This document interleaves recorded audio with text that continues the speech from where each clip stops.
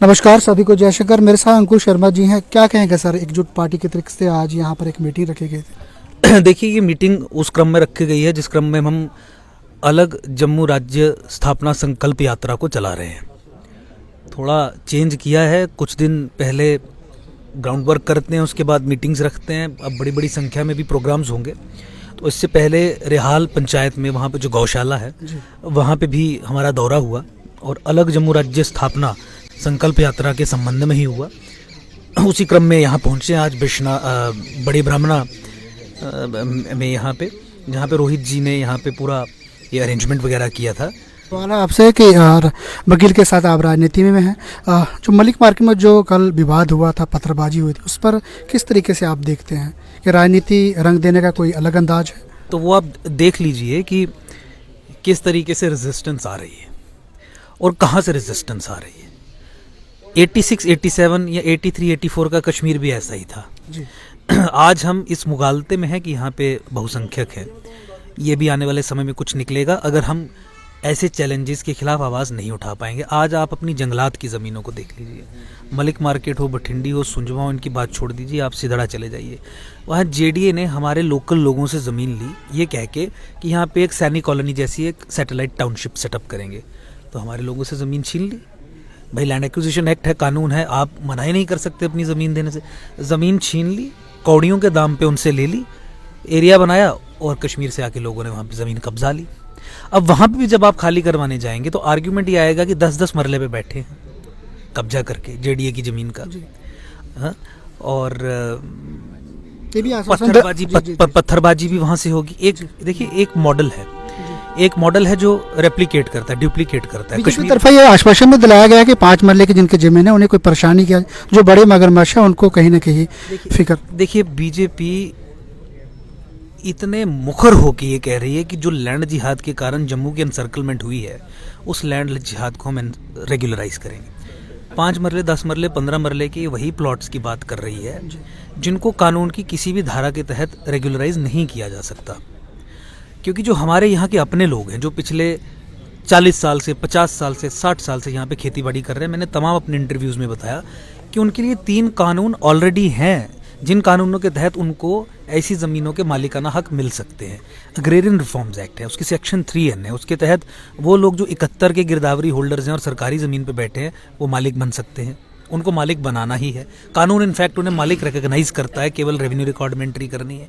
जो 57-58 से सरकारी ज़मीन पर बैठे हैं वो government order LB6, read with government order S432, उसमें वो मालिकाना हक प्राप्त कर सकते हैं। और तीसरा, 31 मार्च 1971 का एक CM गाइडलाइंस के नाम से प्रचलित ऑर्डर है। 48 कनाल की सीलिंग लिमिट तक वो लोग जो सरकारी ज़मीन पे बैठे हैं, 65 की गिरदौरी या 65 ऑनवर्ड्स, वो उसमें अधिकार प्राप्त कर सकते हैं ओनरशिप के। वो एनक्रोचर्स नहीं हैं, वो फार्मर्स, वो किसान, वो जो गरीब लोग जो अपना जीवन यापन कर रहे हैं, लाइवलीहुड कमा रहे हैं, वो प्रोस्पेक्टिव ओनर्स हैं। प्रोस्पेक्टिव ओनर्स की जो ओनर बन सकता है द मोमेंट आप रेवेन्यू रिकॉर्ड में उसकी एंट्री कर दे by virtue of operation of the law. और LB7 और उसके तहत की गई अलॉटमेंट्स, उसमें भी रेगुलराइजेशन का प्रोविजन है। ये जो 10-15 मरले वाले और 5 मरले की बात जो भाजपा कर रही है, ये वो लोग हैं जो 90 के दशक के बाद आए हैं, जो जेडीयू की ज़मीनों पे कब्जा करके बैठे हैं, जो जंगलात की ज़मीन पे कब्जा करके बैठे हैं, जो किसी तरीके से रेगुलराइज नहीं हो सकते। ऐसे ही लोगों के लिए रोशनी कानून लाया गया था ताकि जम्मू में लैंड जिहाद को, डेमोग्राफिक असॉल्ट को तेज़ी से चलाया जाए। उस रोशनी जिहाद के खिलाफ एक लेजिस्लेटिव जिहाद था, उसके खिलाफ जंग छेड़ के 6 वर्ष के संघर्ष के बाद हमने उसे ध्वस्त करवाया। और भाजपा उन्हीं के समर्थन में खड़ी हो रही है। भाजपा मुस्लिम अपीजमेंट के चलते इस तरीके की राजनीति कर रही है। और आपने देखा कि वहाँ पे भी केवल एक ही इंस्टॉलेशन पे हाथ डालना और फिर आश्वासन देना कि आपने जो इंक्रोचमेंट्स की हैं वो सुरक्षित रहेंगी। It's a declaration of war on Jammu, क्योंकि हम एक सर्वाइवल और एग्जिस्टेंस की बैटल लड़ रहे हैं जहाँ पे हमारे फॉरेस्ट लैंड्स हों, हमारी स्टेट लैंड्स हों, हमारी रिवर बेड्स हों, नदियों के किनारे, हाँ, और right down to the border वो घेर लिए गए हैं और एक सुनियोजित ढंग से।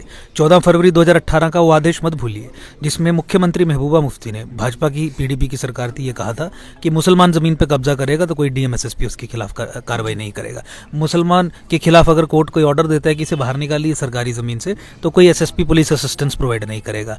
सनातन के इस्लामीकरण का, हिमालय के इस्लामीकरण का, नॉर्दर्न इंडिया के इस्लामीकरण का और उसके अंदर जम्मू के इस्लामीकरण का जो प्लान है उसको भाजपा फैसिलिटेट कर रही है इस तरीके की स्टेटमेंट्स देके और डेमोग्राफिक जिहाद को ब्रूटली स्ट्रांगली रिवर्स ना करके। अंकुर जी, लास्ट सवाल आपसे, कितना आपको प्यार मिल रहा है जिस तरीके से एकजुट पार्टी उभर कर सामने आ रही है, लेकिन दिग्गज नेता पीडीपी एनसी एक स्टैंड था उनका जम्मू में, वो भी बीजेपी उनको ला चुकी है। ये लाया गया है कि खुद मर्जी से आए, भली भांति आप भी इस बात को समझते हैं, मैं भी समझता हूँ।